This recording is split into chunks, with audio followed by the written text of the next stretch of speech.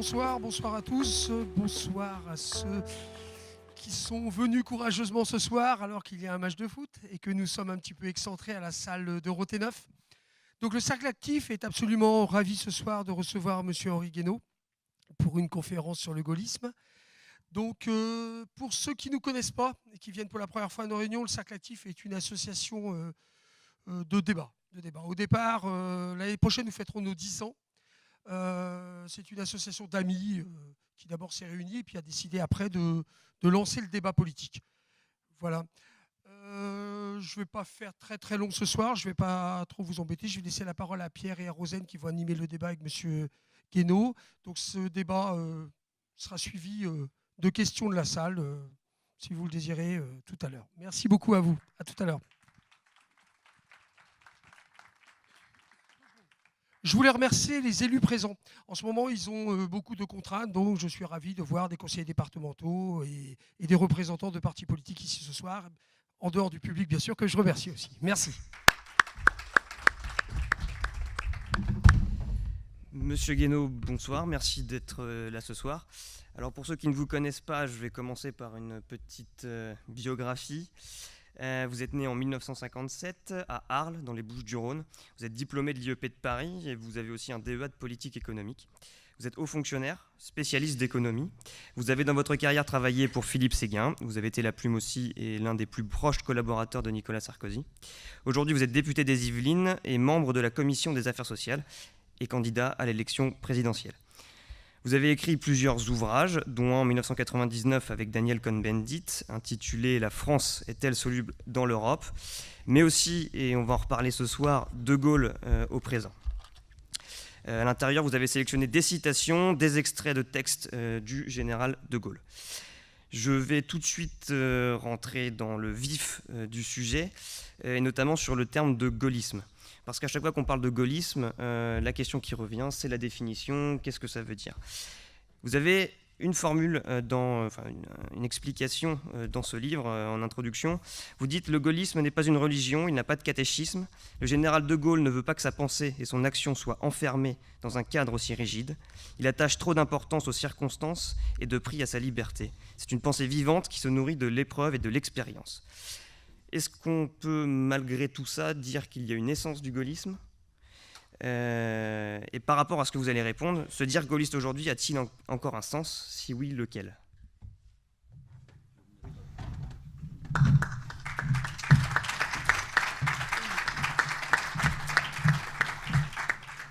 D'abord, bonsoir à tous.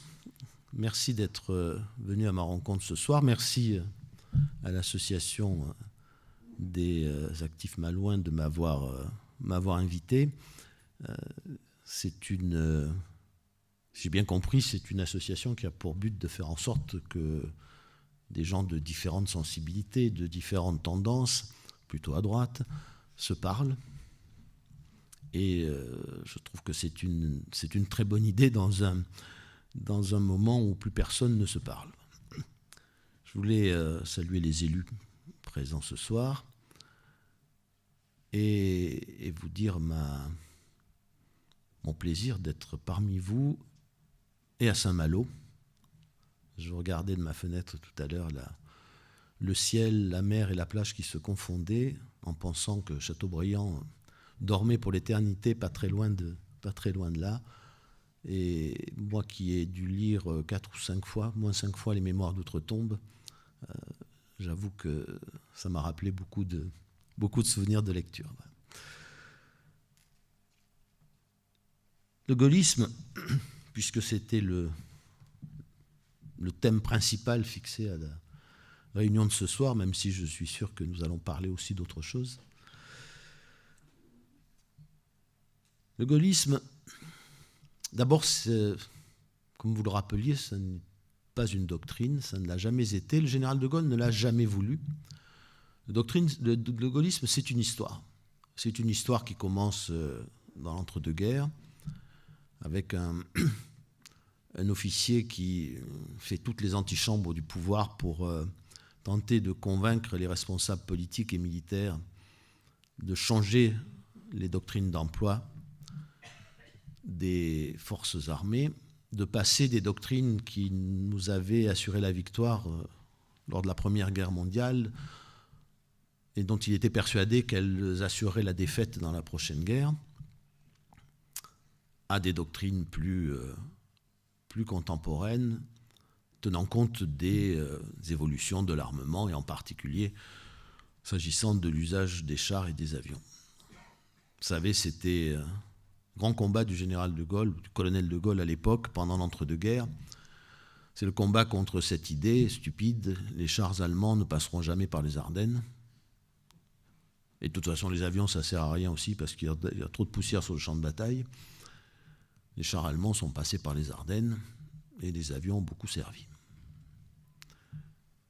Le gaullisme, c'est cette histoire qui va prendre son véritable essor le 18 juin 1940.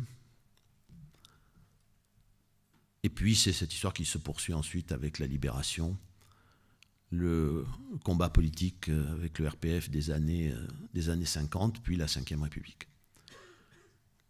Le gaullisme, c'est une histoire qui ne dit plus rien à certains et qui dit encore quelque chose, qui raconte encore quelque chose à ceux qui se disent gaullistes aujourd'hui. Pour moi, être gaulliste, c'est tout simplement tirer une leçon intellectuelle, morale et politique de cette histoire.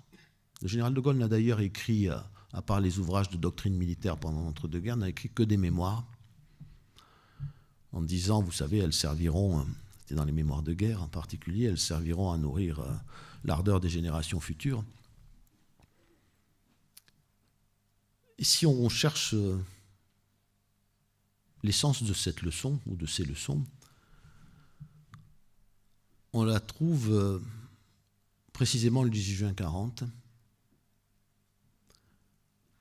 Elle est dans ce refus obstinément opposé, contre toute raison, contre toute évidence, le 18 juin à ceux qui menacent d'asservir un homme ou un peuple.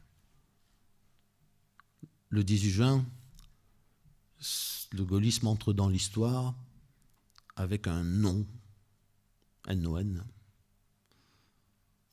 Ce nom dont Malraux disait, il fait écho au nom d'Antigone et de Jeanne d'Arc par-dessus les siècles. Le gaullisme, c'est cette idée fondamentale que la politique, au fond, c'est l'irruption de la volonté humaine dans l'histoire. Le gaullisme, c'est l'idée même du volontarisme politique, et donc une certaine conception de la liberté humaine. De Gaulle, ce n'est pas un héros romantique, c'est un héros classique, c'est un héros de tragédie. Il y a une correspondance entre ce qu'a été fondamentalement le gaullisme et cette matrice de toute notre pensée occidentale de la liberté, qu'est la tragédie grecque. Le premier nom qui sort d'une poitrine humaine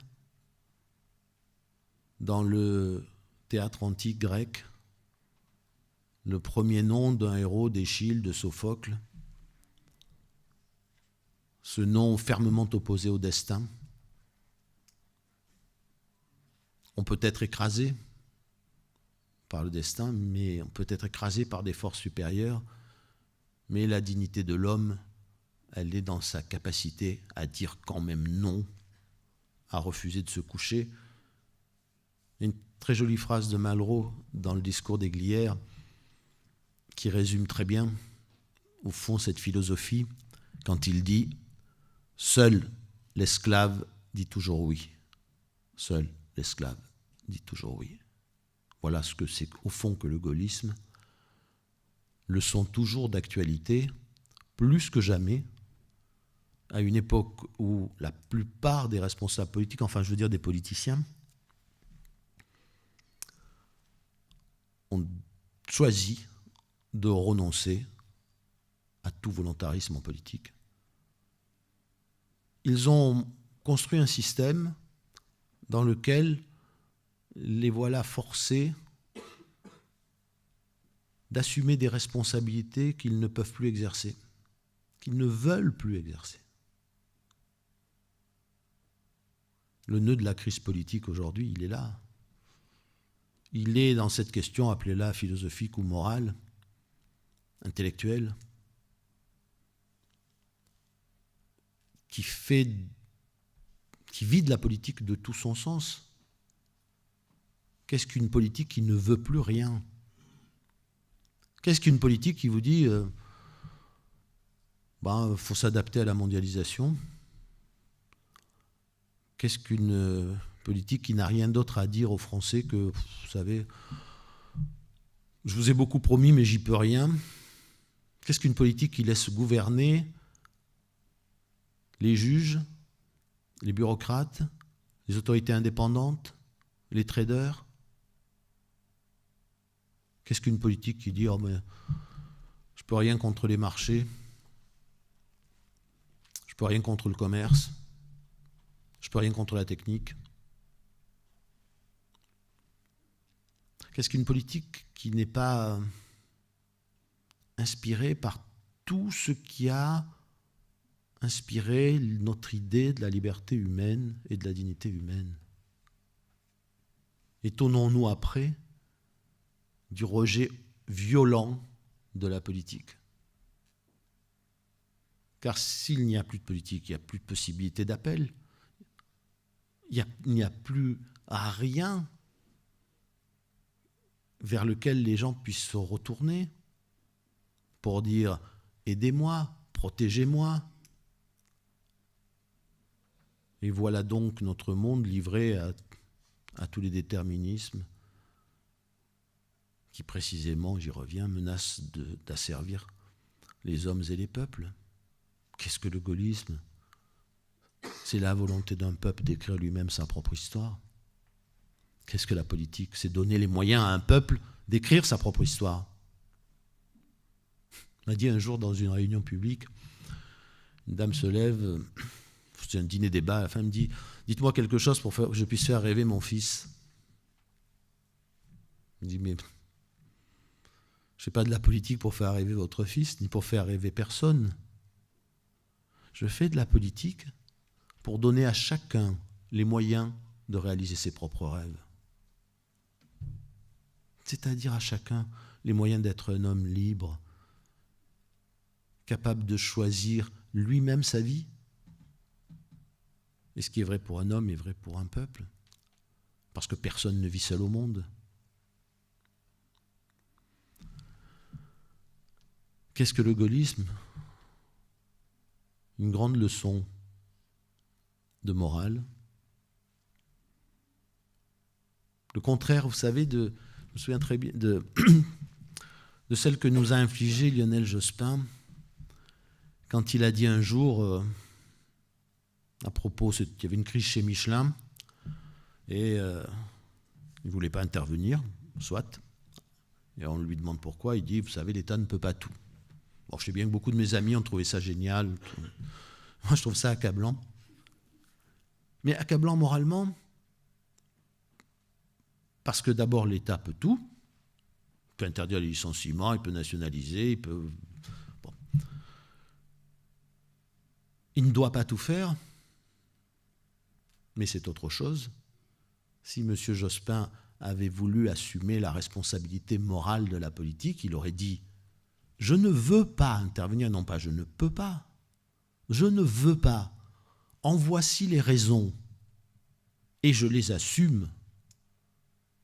J'assume ne pas vouloir intervenir parce que les conséquences seraient, le remède serait pire que le mal. » Et là, il aurait assumé ses responsabilités. Quand il dit « je ne peux pas », il se défausse de ses responsabilités. Et une politique qui se défausse de sa responsabilité perd tout sens moral. Et c'est exactement ce qui nous arrive. Et ça, c'est l'exact contraire d'une attitude gaulliste ou gaullienne. Alors oui, le gaullisme est encore d'actualité, oui. Il est aussi d'actualité parce que le gaullisme, c'est une grande exigence pour soi-même et pour les autres. Certains se souviennent sans doute de ce que le général de Gaulle a dit aux premiers volontaires de la France libre à Londres, la première fois qu'il les a accueillis. Il leur a dit « Je ne vous féliciterai pas d'être venus, vous n'avez fait que votre devoir. » Et d'ailleurs, vous pourrez écouter tous les rescapés de la résistance ou de la France libre. Chaque fois qu'ils ont pris la parole, chaque fois qu'on les a interrogés après la guerre, ils ont toujours dit « Nous ne sommes pas des héros, nous n'avons fait que notre devoir. » Le général de Gaulle lui-même considère qu'il n'avait fait que son devoir. Voilà. Mais c'est une idée très élevée de la dignité humaine. Vous n'avez fait que votre devoir. Je ne vous féliciterai pas, vous n'avez fait que votre devoir.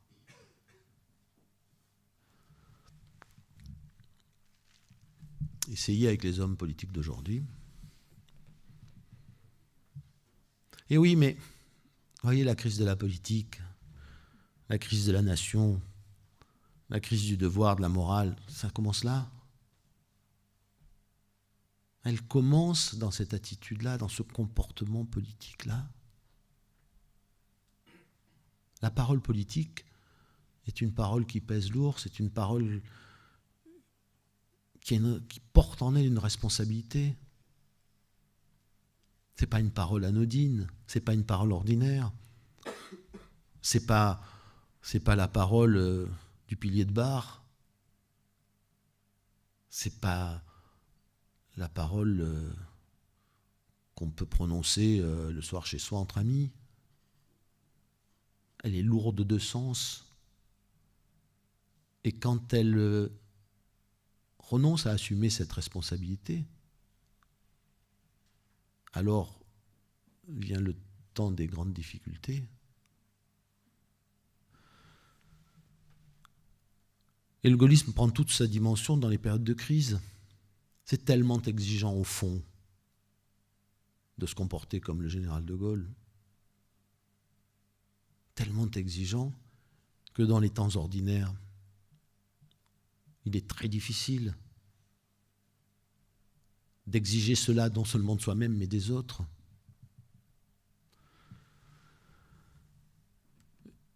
Vous savez, je pense souvent, je l'ai d'ailleurs écrit, à ce qu'a été la vie du général de Gaulle, précisément en dehors de ces temps de crise, et notamment dans les années 30 ou même dans les années 20. Il m'a toujours fait penser à l'albatros de Baudelaire, vous savez, gêné par ses ailes de géant. Quand il s'élève dans les airs, c'est un oiseau magnifique qui profite de l'envergure de ses ailes, et puis quand il est au sol, il apparaît très pâteau parce que ses ailes le gênent. Et le général de Gaulle, quand il était à Saint-Cyr ou à l'école de guerre, avec son attitude perpétuelle, comme avait dit un jour un de ses professeurs de roi en exil, était presque insupportable à la plupart de ses camarades.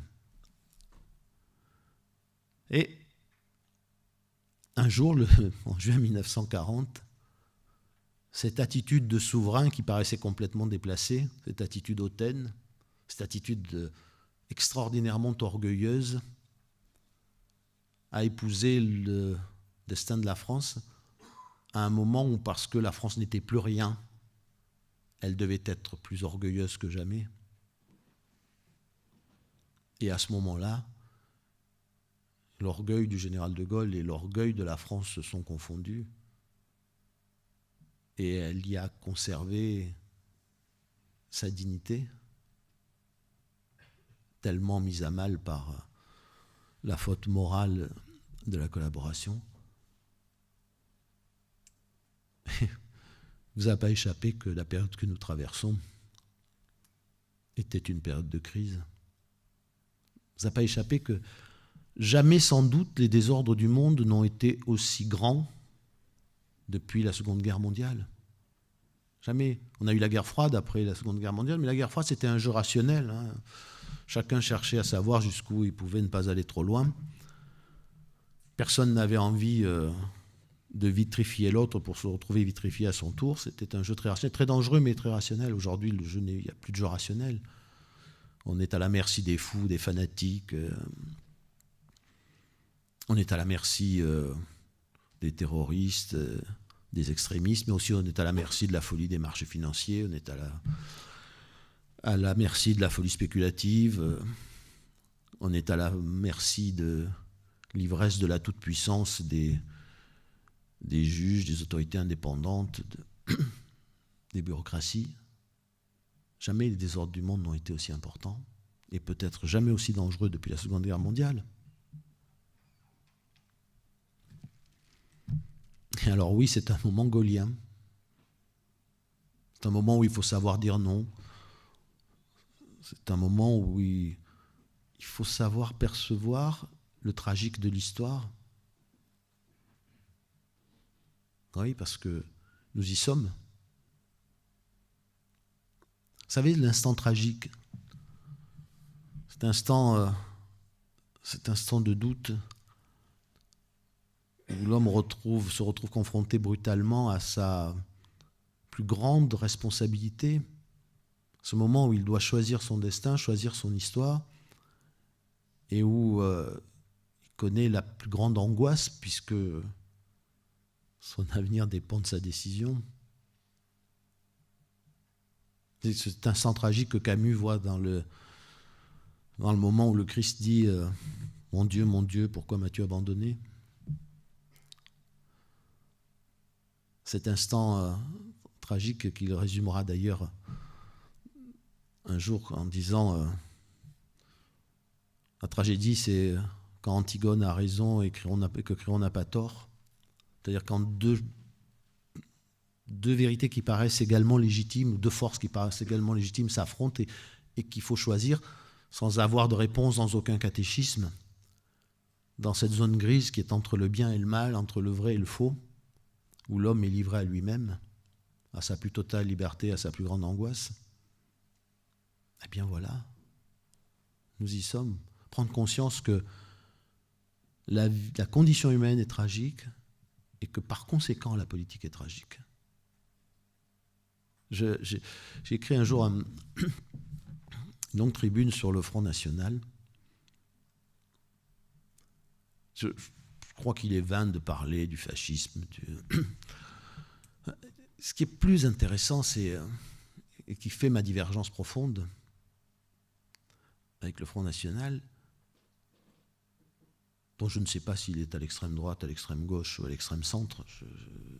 Bien malin celui qui pourrait d'ailleurs faire cette classification. Mais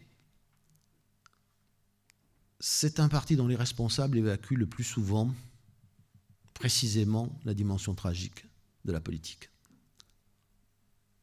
Vous comprenez, c'est facile, si tout est manichéen, si tout est bien ou mal, et si tout se tranche à coups d'épée, on a la conscience en paix. Mais la morale de la politique, ce n'est pas la conscience en paix, ce n'est pas la bonne conscience. C'est le cas de conscience, c'est le déchirement de la conscience. Vous savez, c'est quand on dit au président de la République eh bien des terroristes viennent de prendre des otages. Est-ce qu'on donne l'assaut ou est-ce qu'on ne donne pas l'assaut? Est-ce qu'on les laisse partir, amener les otages, ou est-ce qu'on les empêche de partir? Je me souviens de Madame Duflot un jour qui m'avait dit sur un plateau de télé, après une opération malheureuse pour libérer des otages, si vous n'aviez pas attaqué, il serait encore vivant. Mais qui pouvait dire ça? Quand vous êtes en face, tout seul, face à votre conscience, est-ce que j'essaie de les libérer ou est-ce que je n'essaie pas? Est-ce qu'ils vont les amener pour les égorger plus loin? Est-ce que je tente quelque chose, sachant qu'évidemment ça peut échouer? Voilà l'instant tragique de la politique. C'est comme en Libye, c'est toujours facile de dire il ne fallait pas y aller. Vous savez, quand on vient voir le président de la République, on lui dit Monsieur le Président, il y a 1 million de personnes à Benghazi, Kadhafi a encerclé la ville, il veut tous les tuer. Si vous ne nous aidez pas. il le fera. Alors vous avez d'un côté les conséquences, peut conduire au chaos, très bien. Puis de l'autre côté, le 1 million de morts potentiels dont vous avez la responsabilité. Je ne sais pas si la décision était bonne ou mauvaise. Ce que je sais, c'est qu'à cet instant même, la politique épouse la tragédie. Le président, il est seul et il n'a que sa conscience pour trancher.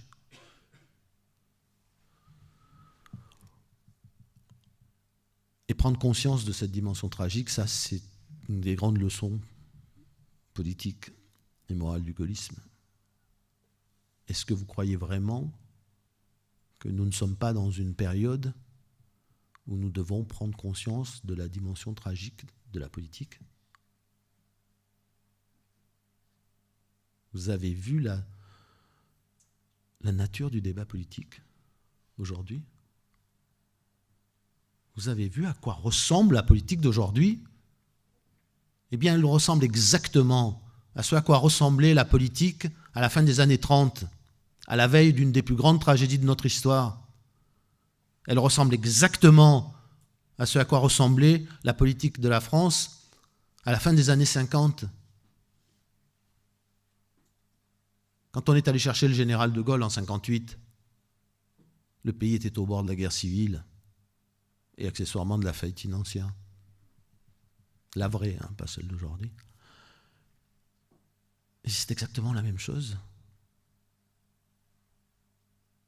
Moi, j'avais dit, quand le président de la République actuelle a été désigné par les primaires de la gauche, j'avais dit c'est la victoire de Guy Mollet et de la vieille SFIO. Ah oui, nous avons Guy Mollet sans la résistance. Parce que moi, Guy Mollet, il avait fait de la résistance. À l'Élysée, alors ça, de la tragique de l'histoire, là, vous êtes tranquille. Hein. Président qui n'a aucune idée de ce qu'est le tragique de l'histoire et le tragique de la politique. Et le problème, c'est qu'ils se mettent tous à lui ressembler. Vous croyez vraiment qu'on va pouvoir affronter le monde qui vient, les drames qui se dessinent, avec une telle conception morale de la politique? Voilà, le gaullisme, pourquoi il est d'actualité? Pour ça. D'abord pour ça. L'idée est d'abord aujourd'hui que la politique ne peut plus rien, idée folle, mais si on pense que la politique ne peut plus rien, il faut rester chez soi. Et deuxièmement, cette conception du tragique de la politique et de la force du non dans l'histoire, comme disait Malraux, j'y reviens, seul l'esclave dit toujours oui. Et non, la politique, ça ne peut pas être s'adapter à la mondialisation. La politique, c'est se donner les moyens d'agir dans le monde tel qu'il est. Pas dans le monde tel qu'on le rêve, mais se donner les moyens d'agir.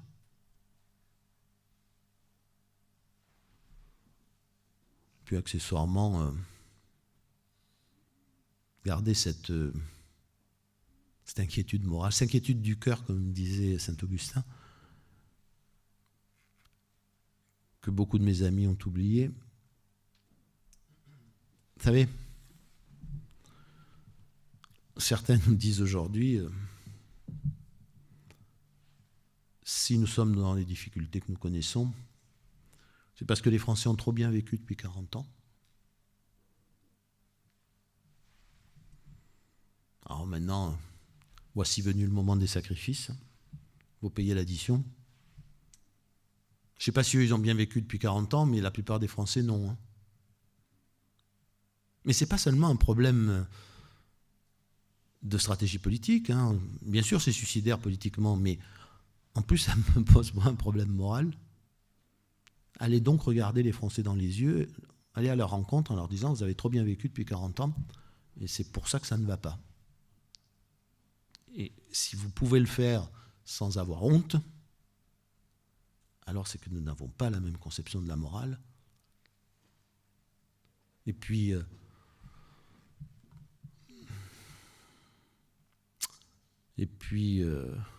l'autre attitude que je trouve assez difficile moralement à accepter. J'ai souvent raconté cette anecdote, c'est celle c'était une jeune militante est un jour venue me voir quand j'étais à l'Élysée. Et on a engagé la conversation. Je lui ai demandé de quelle famille politique elle venait. Vous savez, MP, espèce d'agrégat de divers courants, de diverses sensibilités, de diverses familles politiques. Et elle a réfléchi un peu, elle m'a dit libéral. Je lui ai dit soit. Et vous définiriez comment le libéralisme? Elle a encore réfléchi. Et puis elle m'a dit liberté et responsabilité. J'ai dit certes, alors c'est sans doute très libéral, mais c'était le titre d'un programme de Chirac dans les débuts des années 80, libre et responsable. Et je lui dis surtout, mais si vous vous trouvez un jour en face d'un ouvrier de 50 ans qui vient de perdre son emploi parce que son entreprise est partie en Chine, il a une femme qui ne travaille pas et il a encore 3 enfants à élever. Vous le regardez droit dans les yeux et vous lui dites « libre et responsable ». Je suis désolé, moi je ne peux pas.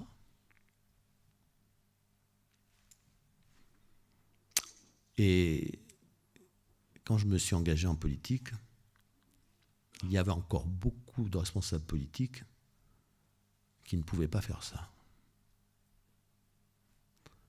Quand la politique... Quand les hommes politiques peuvent se comporter de cette façon, alors la politique est mal partie. Et voyez-vous, alors je sais que nous sommes dans une association qui veut faire dialoguer les droites, je sais que beaucoup d'entre vous adorent ce mot. D'abord la droite, laquelle? Il y en a tellement. Elles s'entendent tellement bien depuis 200 ans. Et surtout, comment peut-on faire passer son pays après son camp ou son parti? Qu'est-ce qu'une politique qui n'a pas d'abord pour objectif de faire quelque chose pour son pays? Le général de Gaulle encore. La France, ça n'est pas la droite, la France, ça n'est pas la gauche, la France, c'est tous les Français. L'élection du président de la République au suffrage universel, c'est l'application de ce principe. Parce que vous ne pouvez pas être élu qu'avec votre camp. Je ne reviens pas sur l'effet délétère des primaires. Vous voyez à quoi ça conduit des gens raisonnables. Quelqu'un m'a dit l'autre jour, vous imaginez, est-ce que le général de Gaulle aurait pu se présenter aux primaires? J'ai dit, vous imaginez le général de Gaulle aller faire un débat à la télévision avec son ancien Premier ministre, son ancien ministre des Affaires étrangères, son ancien ministre de l'Agriculture, son ancien ministre de l'Environnement, son ancien Premier ministre, enfin, fermez les yeux un instant et imaginez la scène. Voilà. Mais au-delà de ça, c'est consacrer le principe du camp comme plus important que le principe de la nation. Et ça, c'est catastrophique, surtout dans un moment où tout ça n'a plus grand sens. Avant, il y avait le stalinisme, le collectivisme d'un côté, démocratie libérale de l'autre, très bien. Je veux dire, c'était un... Enfin, ça a dépendu des moments. Hein. Je me souviendrai toujours, au moment de Maastricht, alors, je sais que je suis en terre bretonne, mais bon, je vais assumer mon nom, moi aussi. C'était ma première campagne politique, et franchement, avec le recul, je ne suis pas certain d'avoir eu tort. Et on a écrit un premier livre, je me souviens, avec Marie-France Garot, Philippe Séguin, un certain nombre de gens qui s'appelaient de l'Europe en général, de la France en particulier. Ça a été le premier texte sorti sur la laurée du débat sur Maastricht. Et on donne une conférence de presse. Et il y avait parmi nous un homme politique pas très à gauche, même très très à droite, s'appelait Alain Griotret, pour ceux qui s'en souviennent peut-être, qui était un résistant et qui travaillait, qui écrivait beaucoup pour Le Figaro, qui était maire d'une commune dans la région parisienne, mais vraiment, voilà, je pense qu'il y a peut-être peu de gens aussi à droite que lui dans cette salle. Et il assumait très bien. Et un journaliste se lève, malicieux, et lui dit « Monsieur Griotret, ça ne vous dérange pas d'être dans le même camp que les communistes ?» Puisqu'il disait non et que les communistes disaient non aussi. Et Griotret le regarde et il dit « Vous savez, mon jeune ami, moi j'étais dans les maquis, puis quand on a vu arriver les communistes, on a été bien content de les voir arriver. » Et je peux vous dire que vraiment, il n'y avait pas moins à gauche qu'Alain Griotret. Ben voilà, c'est une petite leçon d'histoire. Un jour aussi, un maire des Hauts-de-Seine m'a raconté ça il n'y a pas longtemps. Venait de conquérir sa ville sur les communistes. Vous savez, dans les Hauts-de-Seine, ça a été la ceinture rouge pendant très longtemps. Et il y avait une rue qui portait le nom d'un résistant communiste. Il décide de la débaptiser. Et Charles Pasqua le fait venir. Il était président du Conseil général des Hauts-de-Seine à l'époque.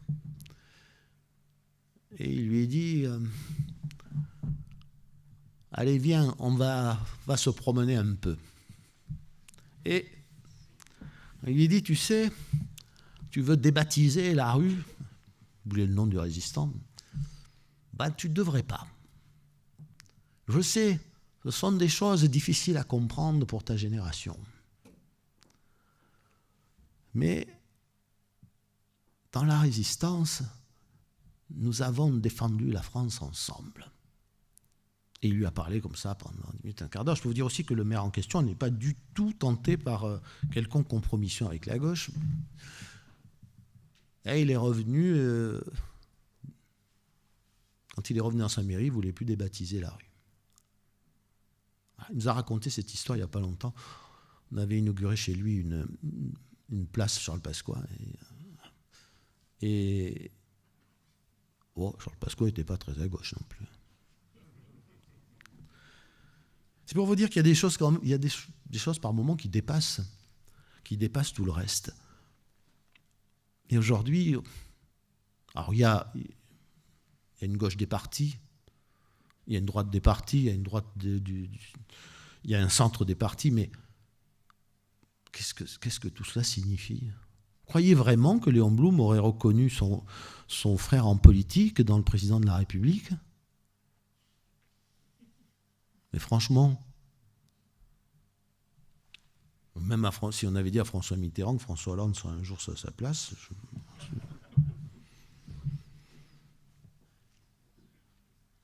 vous voyez, moi j'ai détesté Mitterrand, mais il faut reconnaître une chose, il nous a laissé les institutions en bon état. Il n'a pas été sur la scène internationale, même si je ne partage pas sa politique. Il n'a pas été indigne dans la représentation de notre pays. Il avait eu cette phrase merveilleuse, d'ailleurs, dont je ne me lasserai jamais. Lui qui avait écrit que les institutions de la Ve République, j'ai vu que M. Hollande était tenté par un même cheminement, mais lui qui avait écrit le coup d'État permanent, il avait dit en accédant à la présidence, il disait « Mais Monsieur le Président, vous qui avez tant critiqué les institutions de la Ve, comment vous sentez dans la peau d'un président de la République, de la Ve République ?» Il avait dit « Oh, vous savez, les institutions de la Ve République étaient dangereuses avant moi, elles le redeviendront après moi. »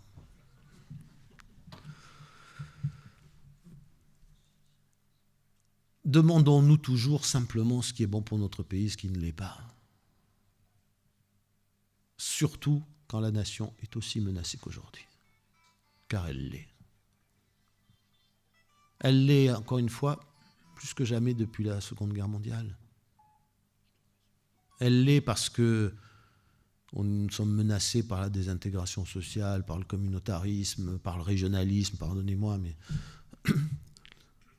on a trouvé cette idée géniale, je sais que ça plaît à beaucoup de gens, mais d'abolir le cumul des mandats, et en même temps on a créé de grandes principautés. C'est-à-dire qu'on a créé toutes les conditions pour opposer le national au local. Dans un moment où la nation est tellement fragile, tellement fragilisée, et par la construction européenne, et par la mondialisation, et par l'immigration, et par les soubresauts du monde, les désordres du monde, on prend un risque considérable. Oui, la question nationale va être la grande question. Et pas seulement la grande question identitaire, la grande question politique, la grande question démocratique, la grande question économique, la grande question sociale, la grande question culturelle. Alors oui, quand les désordres sont aussi grands et que la nation est aussi menacée, le gaullisme, la leçon du gaullisme a peut-être une force beaucoup plus grande que jamais. Et c'est le moment où on largue tout par-dessus bord. Fantastique. Alors je sais bien, on ne gagnera peut-être pas une élection en disant je suis gaulliste, mais si on pouvait au moins retenir la leçon, encore une fois, la leçon intellectuelle, politique et morale, peut-être que nous serions mieux à même d'affronter les difficultés du monde. Voilà ma réponse un peu longue, pardon. Il n'y a pas de souci. À votre question sur le gaullisme.